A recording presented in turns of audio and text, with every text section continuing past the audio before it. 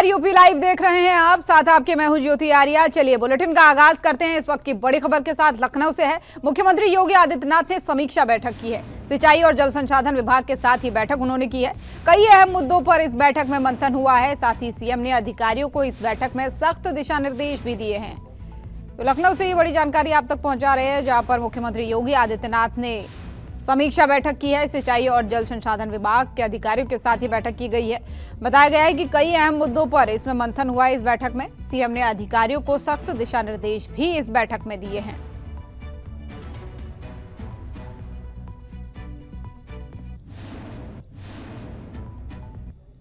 और आगे बढ़ते हुए लखनऊ से एक और बड़ी खबर। राज्यपाल आनंदीबेन पटेल से मुख्यमंत्री योगी आदित्यनाथ ने मुलाकात की है। जीके संतोष द्वारा रचित पुस्तक मोक्षदायिनी गंगा उन्हें भेंट की गई है। तो राज्यपाल आनंदीबेन पटेल से मुख्यमंत्री योगी आदित्यनाथ ने मुलाकात की है। इस शिष्टाचार मुलाकात में मोक्षदायिनी गंगा नामक एक पुस्तक भेंट की गई है मुख्यमंत्री के द्वारा राज्यपाल आनंदीबेन पटेल को। तो जीके संतोष द्वारा ये पुस्तक लिखी गई है, मोक्षदायिनी गंगा भेंट की गई है। और लखनऊ में दोनों की मुलाकात हुई। मुख्यमंत्री और राज्यपाल आनंदीबेन पटेल की मुलाकात की ये तस्वीरें भी सामने आई है, जिसमें मुख्यमंत्री योगी आदित्यनाथ ने जीके संतोष द्वारा रचित किताब मोक्षदायिनी गंगा राज्यपाल आनंदीबेन पटेल को भेंट की है, जिसकी तस्वीरें भी उन्होंने सोशल मीडिया पर साझा की हैं। ये तस्वीरें भी आपको दिखा रहे हैं। तो शिष्टाचार भेंट हुई है उत्तर प्रदेश के मुख्यमंत्री और राज्यपाल आनंदीबेन पटेल के बीच में।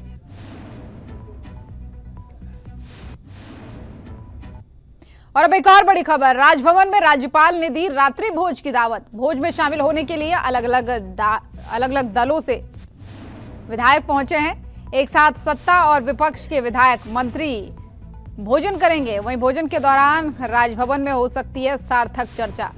तो राज्यपाल ने दावत रखी है एक तरीके से, और अलग अलग दलों के लोग विधायक इस भोज में पहुंचेंगे। मंत्री भी शामिल होंगे।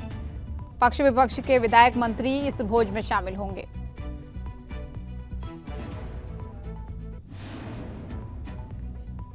और आगे बढ़ते हुए एक और बड़ी खबर का रुख करते हैं। डिप्टी सीएम ने समाजवादी पार्टी पर जमकर निशाना साधा है। समाजवादी पार्टी का भविष्य अंधकार में है, केशव प्रसाद मौर्य ने कहा है। साथ ही उन्होंने ये भी कहा कि समाजवादी पार्टी की नाव में एक बड़ा छेद हो गया है। सपा शासन में सिर्फ अराजकता थी, ब्रजेश पाठक ने कहा है। सपा पहले अपने शासनकाल का हिसाब बताए, ब्रजेश पाठक ने कहा है। यानी उत्तर प्रदेश के दोनों डिप्टी सीएम समाजवादी पार्टी पर जमकर गरजे हैं और सवाल उठाए हैं समाजवादी पार्टी के शासनकाल पर।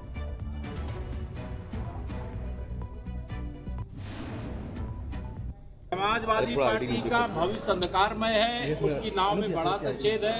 उसमें जो बैठे हैं अभी भी उतर के भागने की तैयारी में कि डूबने वाली है समाजवादी पार्टी, समाजवादी पार्टी। भाई वो 3-3 नहीं 30-30 सभाएं कर ले, लेकिन अभी कांग्रेस का खाता नहीं। सवाल है सर, जो सीएजी की रिपोर्ट आई थी उसमें साफ जाहिर हुआ है कि 14 मेडिकल हॉस्पिटल्स में दिल्ली में आईसीयू नहीं थे और मोहल्ला क्लिनिक्स में बेसिक टॉयलेट्स नहीं थे। आम आदमी पार्टी ने ईमानदारी के नाम पर कितनी बड़ी बेईमानी किया है, भारत के इतिहास में दूसरा कोई। संभल जमा मस्जिद में आज से एएसआई को अपनी रिपोर्ट सबमिट करनी है। मुस्लिम पक्ष की तरफ से रगाई कुताई की मांग करी गई थी, हालांकि माननीय न्यायालय ने उसे मना कर दिया। उनको बताना पड़ेगा कि जो पुरानी सरकार उनकी चली है 4 बार स्टेट में, समाजवादी पार्टी सूबे में जब जब सत्ता में रही है या जब जब उनको पावर मिली है, प्रदेश में अराजकता बढ़ी है।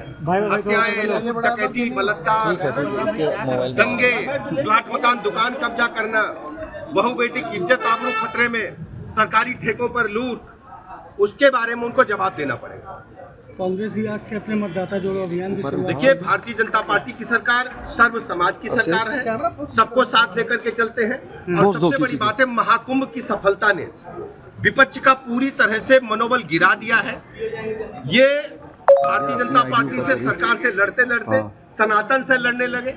और अखिलेश यादव जी ने तो ये भी कह दिया कि भारत कभी विकसित नहीं हो सकता, भारत के खिलाफ लड़ने लगे।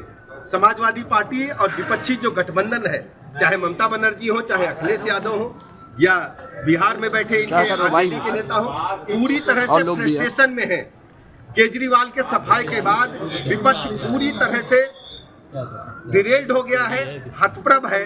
माननीय प्रधानमंत्री नरेंद्र मोदी जी के मार्गदर्शन में भारतीय जनता पार्टी पूरे देश में जन जन को जोड़ने में सफल हुई है।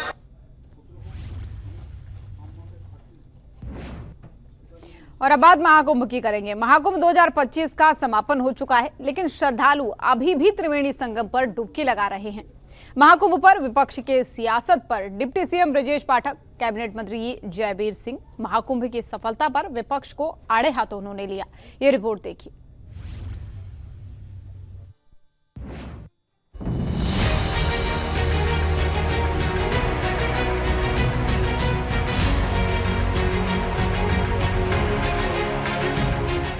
प्रयागराज में महाकुंभ 2025 का समापन भले ही 26 फरवरी को हो गया हो, लेकिन श्रद्धालु अभी भी त्रिवेणी संगम पर आस्था की डुबकी लगा रहे हैं। महाकुंभ जो दुनिया का सबसे बड़ा आध्यात्मिक, सांस्कृतिक और धार्मिक आयोजन माना जाता है, जहां कई देशों के लोगों ने भी भाग लिया। कुंभ के समापन के बाद सीएम योगी आदित्यनाथ ने प्रयागराज का दौरा किया, जहां उन्होंने सफाई कर्मचारियों के साथ खाना खाया। इस दौरान सीएम ने कर्मचारियों को सम्मानित भी किया। वहीं मुख्यमंत्री ने कई घाटों की सफाई भी की। यूपी के डिप्टी सीएम ब्रजेश पाठक ने महाकुंभ को लेकर विपक्ष पर जमकर निशाना साधते हुए कहा कि विपक्ष हमेशा सनातन धर्म का अपमान करता है। सबसे बड़ी बात है, महाकुंभ की सफलता ने विपक्ष का पूरी तरह से मनोबल गिरा दिया है। ये भारतीय जनता पार्टी से, सरकार से लड़ते लड़ते सनातन से लड़ने लगे और अखिलेश यादव जी ने तो ये भी कह दिया कि भारत कभी विकसित नहीं हो सकता, भारत के खिलाफ लड़ने लगे। समाजवादी पार्टी और विपक्षी जो गठबंधन है, चाहे ममता बनर्जी हो, चाहे अखिलेश यादव हो, या बिहार में बैठे इनके आरजेडी के नेता हो, पूरी तरह से फ्रस्ट्रेशन में है। वहीं यूपी के कैबिनेट मंत्री जयवीर सिंह ने महाकुंभ की सफलता की सराहना करते हुए कहा कि दुनिया ने भारत की एकता, अखंडता, सद्भाव और भाईचारे का संदेश देखा है। उन्होंने विपक्ष पर निशाना साधते हुए कहा कि जहां आस्था होती है, वहां कोई बाधा नहीं होती। क्या की रही भावना जैसी, चिन्ह देखी प्रभु मुहूर्त कैसी। तो जिसको जो देखा वो मिला। अब क्या क्या मिला वो हमारे मुख्यमंत्री ने बहुत अच्छी तरह बता दिया है कि जो बुरी भावना वालों को क्या मिला, किस भावना से क्या मिला। ये हमारी सनातन की परंपरा है कि हम सबको समाहित करते हैं, तो सनातन संस्कृति सबको सम्मान देती है, तो एकजुटता का संदेश देती है। इस मामले में कैबिनेट मंत्री नितिन अग्रवाल ने भी विपक्ष पर जमकर हमला बोला। नितिन अग्रवाल ने कहा कि समाजवादी पार्टी और विपक्षी दलों ने महाकुंभ की तैयारियों और आयोजनों पर लगातार सवाल उठाए। कल समापन के दौरान आपने देखा होगा कि मुख्यमंत्री जी ने सभी लोगों का सम्मान भी किया है, धन्यवाद भी दिया है। लेकिन अगर उसके बाद भी खास तौर से समाजवादी पार्टी के लोग इस पे सवालिया निशान उठाते हैं या उठा रहे हैं, तो मैं समझता हूं कि ये सनातन परंपराओं का अपमान है, हिंदू धर्म की आस्था का अपमान है। और जिस तरीके से समाजवादी पार्टी हिंदुओं की, सनातनों की विचारधाराओं को, उनके का अपमान कर रही है लगातार, इसका जवाब उत्तर प्रदेश वासी, देशवासी 2027 के आम चुनाव में देंगे। महाकुंभ 2025 के समापन के बाद भी श्रद्धालुओं का त्रिवेणी संगम पर आने का सिलसिला जारी है। Deputy CM Brajesh Pathak, cabinet मंत्री जयवीर सिंह और नितिन अग्रवाल ने महाकुंभ की सफलता की सराहना करते हुए विपक्ष पर सनातन धर्म के अपमान का आरोप लगाया। ब्यूरो रिपोर्ट, सूर्या समाचार।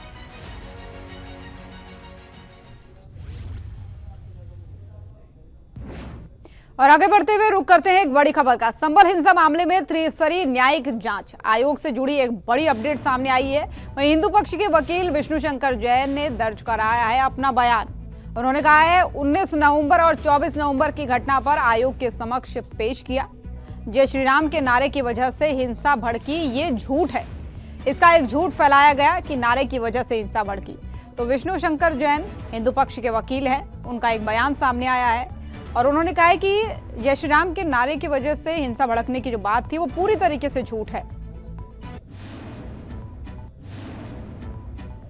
नहीं, आयोग ने आज मुझे बुलाया था, समन किया था अपने रूल्स के तहत, अपनी एक्ट के तहत, और जो 19 तारीख और 24 तारीख का घटनाक्रम है उस पर अपना स्टेटमेंट देने के लिए आयोग ने आज मुझे बुलाया था।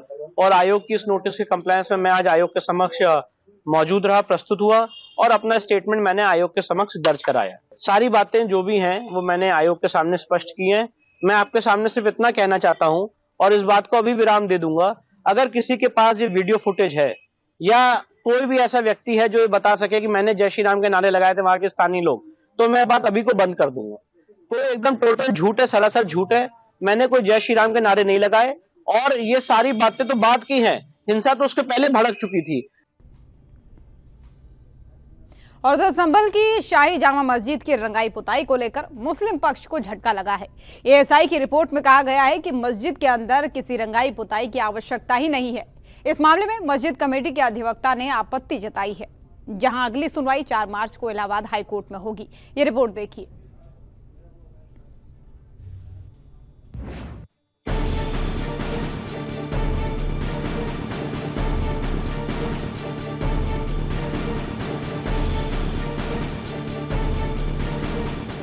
संभल की शाही जामा मस्जिद की रंगाई पुताई को लेकर चल रहे विवाद में मुस्लिम पक्ष को झटका लगा है। एएसआई यानी भारतीय पुरातत्व सर्वेक्षण ने रिपोर्ट पेश करते हुए कहा कि मस्जिद के अंदर फिलहाल किसी भी प्रकार की रंगाई पुताई की आवश्यकता नहीं है। मुस्लिम पक्ष ने रमजान के मद्देनजर मस्जिद की पुताई की अनुमति के लिए इलाहाबाद हाईकोर्ट में याचिका दायर की थी। हाईकोर्ट के न्यायाधीश रोहित रंजन अग्रवाल ने इस मामले में सुनवाई की। कोर्ट के आदेश पर एएसआई की 3 सदस्यीय टीम ने गुरुवार को मस्जिद का 1.25 घंटे तक निरीक्षण किया। टीम ने मस्जिद के बाहरी हिस्सों के साथ साथ कुएं का भी जायजा लिया और अपनी रिपोर्ट में यह स्पष्ट किया कि मस्जिद के अंदर किसी भी प्रकार की रंगाई पुताई की आवश्यकता नहीं है। एएसआई की रिपोर्ट पर मस्जिद कमेटी के अधिवक्ता जाहिर असगर ने आपत्ति जताई है। कोर्ट ने उन्हें लिखित में आपत्ति दर्ज कराने का निर्देश दिया है। अब इस मामले में अगली सुनवाई 4 मार्च को होगी। तो वहीं इस मामले में जामा मस्जिद के सेक्रेटरी मसूद अली फारूकी ने कहा कि जामा मस्जिद कमेटी ने मंदिर की रंगाई के लिए आवेदन दिया था, तो एएसआई ने अभ्यावेदन को खारिज कर दिया। ऐसा है कि जो जामा मस्जिद कमेटी है उसने एएसआई के लिए एक प्रत्यावेदन दिया था कि मंदिर की रंगाई पुताई करानी है, तो प्रत्यावेदन एएसआई द्वारा खारिज कर दिया गया। उनके द्वारा ये बताया गया कि मामला जब सब जुडिस है और माननीय न्यायालय में लंबित है, माननीय न्यायालय ने यथास्थिति के आदेश कर रखे हैं, तो ऐसे में एएसआई द्वारा रंगाई पुताई या किसी भी तरह के कोई मेंटेनेंस की परमिशन नहीं दी जा सकती। इस आदेश के खिलाफ मस्जिद कमेटी उच्च न्यायालय पहुंची। उच्च न्यायालय ने एक जांच आयोग कमेटी बना के कि भाई रंगाई पुताई की आवश्यकता है या नहीं, तो उसके विषय में अपनी रिपोर्ट दें। तो वो सर्वे हो गया है और एएसआई ने अपनी रिपोर्ट माननीय न्यायालय में दे देंगे। इसी दौरान माननीय न्यायालय ने आदेश किए हैं कि साफ सफाई कराई जा सकती है। बाकी जो भी आदेश अग्रिम आदेश होगा वो जो एएसआई की रिपोर्ट जाएगी उसके आधार पर होगा। फिलहाल अभी साफ सफाई के साथ लेकिन रंगाई पुताई पर रोक लगा दी है। हाँ बिल्कुल, रंगाई पुताई पर रोक लगी हुई है। अभी किसी तरीके से मस्जिद संभल मामले में समाजवादी पार्टी के नेता शिवपाल यादव एक बार फिर से विवादित बयान देते हुए नजर आए। एएसआई की रिपोर्ट और संभल में कानूनी कार्रवाई को अत्याचार बताया। इस संभल में जो अत्याचार और उत्पीड़न किसी से छिपा नहीं है। ये केवल अल्पसंख्यक लोगों को टारगेट पर बना रहा है। संभल में जुमे की नमाज को लेकर प्रशासन पूरी तरह से अलर्ट मोड पर है, जहां पुलिसकर्मी और पीएसी तैनात की गई है।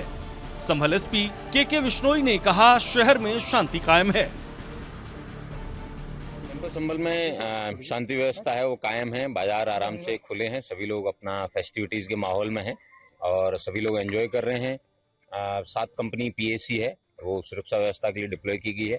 उसके साथ साथ चौकी सत्यव्रत का है वो दूसरे फ्लोर का निर्माण कार्य वो जारी है। जल्दी इस चौकी का होली के बाद में इसका उद्घाटन है वो किया जाएगा और जुम्मे की नमाज को लेकर सभी लोग अलर्ट हैं, लेकिन किसी प्रकार की ऐसी कोई बात सामने नहीं आई है। और जो माननीय न्यायालय के द्वारा जो निर्देश दिए जाएंगे, आदेश दिए गए हैं, उन सब का 100% है वो ग्राउंड पे अनुपालना करवाना पुलिस का कर्तव्य है और उस काम को पुलिस द्वारा बिल्कुल मन और लगन से किया जाएगा। संभल की शाही जामा मस्जिद की रंगाई पुताई को लेकर चल रहे विवाद में एएसआई की रिपोर्ट के बाद मामला और उलझ गया है। अब सभी की निगाहें 4 मार्च को होने वाली अगली सुनवाई पर टिकी है, जिसमें कोर्ट का अगला रुख स्पष्ट होगा। ब्यूरो रिपोर्ट, सूर्या समाचार।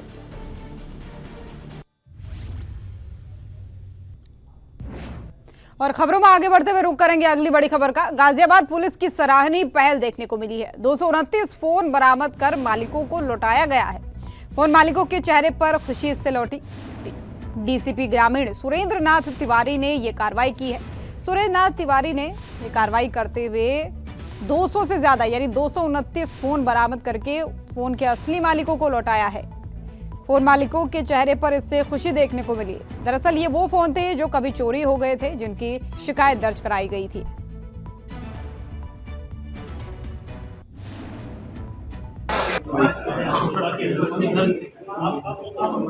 करने की कोशिश कर रहे थे, इसलिए हमारी साइबर की टीम, हमारी सरकार की टीम और हमारे थानों की टीम लगी हुई थी।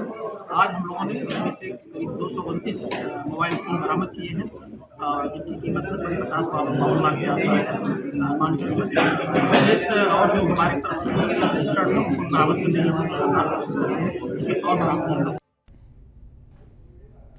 और उधर यूपी के गोरखपुर जिले के झंगा में ट्रिपल मर्डर की घटना से हड़कंप मच गया। एक महिला समेत 3 बुजुर्गों की धारदार हथियार से हत्या का मामला सामने आया, जहां घर के पास खेत में तीनों के शव मिले। पुलिस ने तुरंत कार्रवाई करते हुए आरोपी युवक को गिरफ्तार कर लिया है। वहीं झंगा में ट्रिपल मर्डर की ये घटना सामने आई है। ये रिपोर्ट देखिए।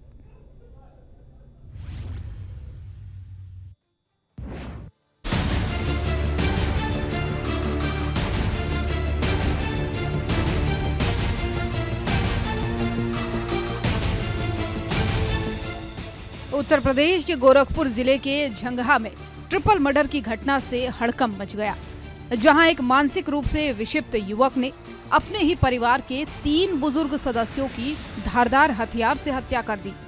इस घटना से पूरे इलाके में सनसनी फैल गई।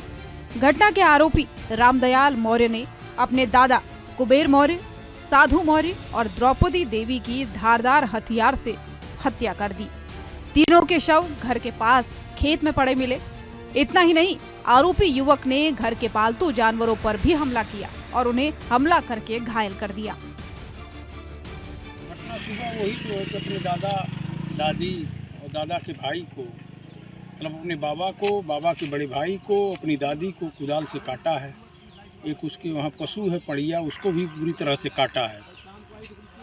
पागलपन की साया थी उसके ऊपर। शाम को भी एक राजेंद्र मौर्य को हंसिए से मार दिया है, उनको भी हल्का चोट लगा है हाथ में। तो परिवार के लोग इस तरह की पागल की दवा हो रही थी क्या? अब 2-3 पीढ़ी से इस तरह का चला आ रहा है। परिवार में लगभग सभी व्यक्ति थोड़ा बहुत पागलपन का शिकार हुए, कोई कम कोई ज़्यादा हुआ है। इसके परिवार में जो भी हम लोग देखे हैं, जो लोग भी पैदा हुए हैं, जो लोग भी बड़े बुजुर्ग रहे हैं, सब लोग को थोड़ी थोड़ी पागलपन की साया है। सूचना पर पहुंचे एसपी नॉर्थ जितेंद्र श्रीवास्तव ने घटनास्थल का निरीक्षण किया और घटना की पूरी जानकारी दी। उन्होंने बताया कि हत्या के पीछे पारिवारिक विवाद की आशंका जताई जा रही है। थाना जंगा क्षेत्र में सूचना प्राप्त हुई कि 3 व्यक्तियों की हत्या कर दी गई है। सूचना पर थाना प्रभारी जंगा, मैं और क्षेत्र अधिकारी मौके पर आए तो पाया कि सगे नाती द्वारा अपने दादी, बाबा और बाबा के सगे भाई की हत्या कर दी गई है। ये हत्या फावड़े से काट कर की गई है। अभियुक्त को गिरफ्तार कर लिया गया है और उसके कब्जे से आला कत्ल यानी फावड़ा भी बरामद कर लिया है। अभियुक्त द्वारा एक पशु को भी मारा गया है। गंभीर रूप से पशु घायल है। मृतकों के परिजन की तहरीर पर अभियोग पंजीकृत किया जा रहा है और डेड बॉडीज को पंचायतनामा भर के पोस्टमार्टम के लिए भेजा जाएगा। फिलहाल पुलिस ने आरोपी को गिरफ्तार कर शवों को पोस्टमार्टम के लिए भेज दिया है और मामले की जांच शुरू कर दी है। आरोपी के मानसिक स्वास्थ्य की भी जांच की जाएगी ताकि ये स्पष्ट हो सके कि हत्या के पीछे असली वजह क्या थी। झंगा की ये दर्दनाक घटना एक बार फिर मानसिक स्वास्थ्य के प्रति जागरूकता की आवश्यकता को दर्शाती है। पुलिस जांच के बाद ही पूरी सच्चाई सामने आ सकेगी, लेकिन इस घटना ने परिवार और समाज में गहरी चोट पहुंचाई है। ब्यूरो रिपोर्ट, सूर्य समाचार।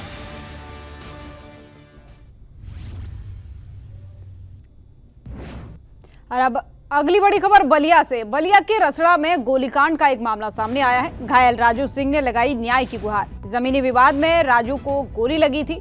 वहीं 4 नामजद लोगों पर एफआईआर दर्ज की गई है। वहीं मुख्य आरोपी की नहीं हुई है अभी तक गिरफ्तारी। अस्पताल से युवक ने एसपी से न्याय की गुहार लगाई।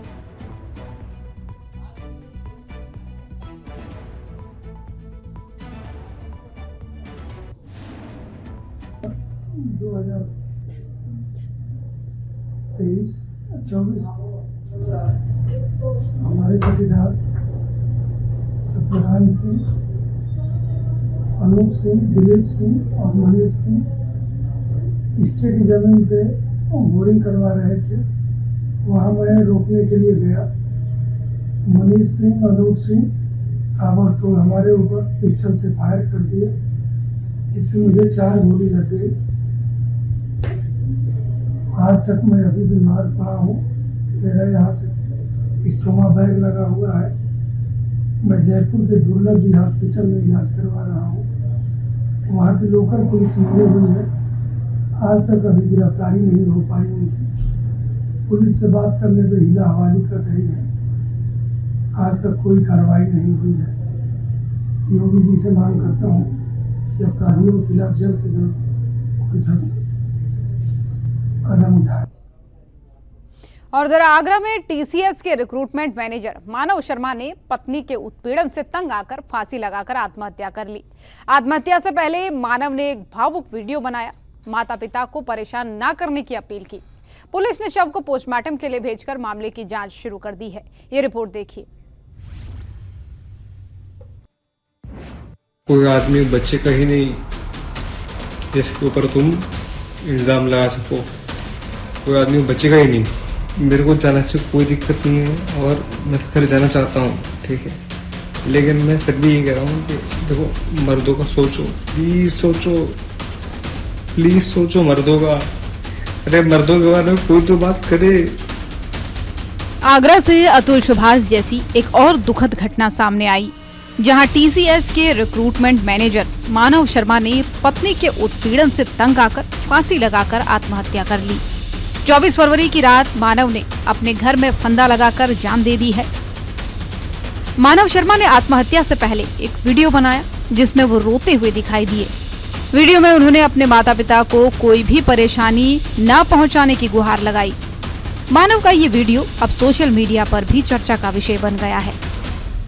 कोई आदमी बच्चे का ही नहीं जिसके ऊपर तुम इल्जाम लगा सको। कोई आदमी बच्चे का ही नहीं। वीडियो में मानव शर्मा ने कहा, मुझे तो जाना है, जाने में कोई दिक्कत नहीं है। मेरे को जाना से कोई दिक्कत नहीं है और मैं तो घर जाना चाहता हूँ, ठीक है, लेकिन मैं फिर भी ये कह रहा हूँ कि देखो मर्दों का सोचो, प्लीज सोचो, प्लीज सोचो मर्दों का। अरे मर्दों के बारे में कोई तो बात करे। मानव शर्मा की मौत से परिवार में मातम का माहौल है। घटना की सूचना मिलते ही पुलिस मौके पर पहुंची और शव को पोस्टमार्टम के लिए भेज दिया। पुलिस ने मानव के द्वारा बनाए गए वीडियो को कब्जे में लेकर मामले की जांच शुरू कर दी है। वहीं प्राथमिक जांच में आत्महत्या के पीछे घरेलू विवाद का कारण सामने आ रहा है। पुलिस अब मानव की पत्नी और उनके परिवार से भी पूछताछ करेगी। ये घटना समाज में वैवाहिक संबंधों की जटिलता और मानसिक स्वास्थ्य की अनदेखी को उजागर करती है। पुलिस की जांच के बाद ही वास्तविक कारण सामने आ सकेगा, लेकिन ये घटना एक बड़ी सामाजिक चिंता का विषय है। ब्यूरो रिपोर्ट, सूर्य समाचार।